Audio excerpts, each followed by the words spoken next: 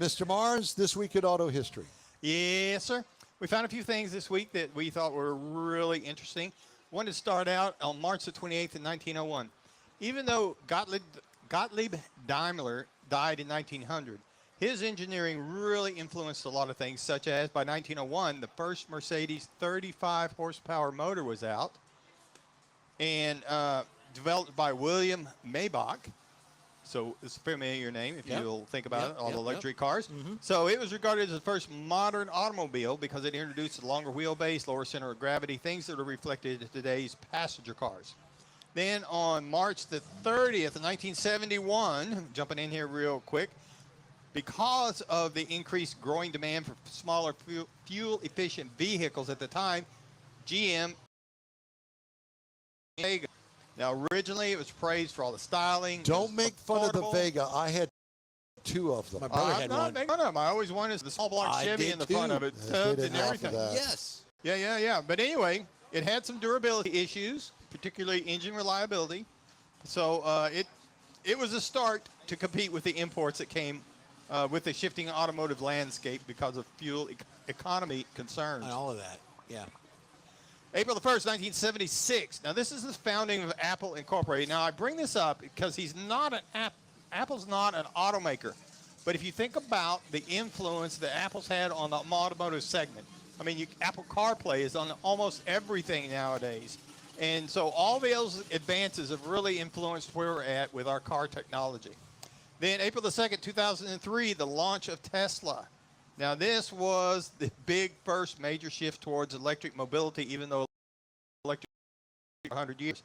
He got the backing from Elon Musk. Tesla pushed the EVs into the mainstream until eventually government itself pushing them into our world. Then in 1973, the first mobile phone call influences automotive tech. Now, these big phones, they were big bags, but they started the revolution in car communications between phones and landlines. In between the cars, not so much, but it was all designed. But now you think about where we're at now, a phone the size of your hand versus this big bag. 1968, Oldsmobile 442 kicked out. Now, this was a standalone model starting in 1968. It's the height of the muscle car era, had a big, powerful V8 engine, aggressive styling, and it competed with cars like the GTO. And this was all part of Detroit's horsepower wars that were going on then, and they were really part of the golden age of American muscle.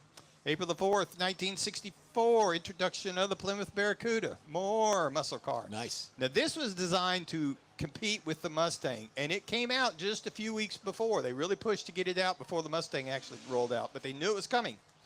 It was built on the Valiant platform, had a distinctive wraparound rear glass that took some doing to get it put in there. And Ford's entry, the Mustang, just was commercially so much more successful that it really overshadowed the early Barracudas. But it came from the factory with a 170 cubic inch, 101 horsepower engine, or you could opt up to the 225 with 145 horsepower. And this was the last year. This particular model was the last year for the push-button shifters that were in the dash, you know.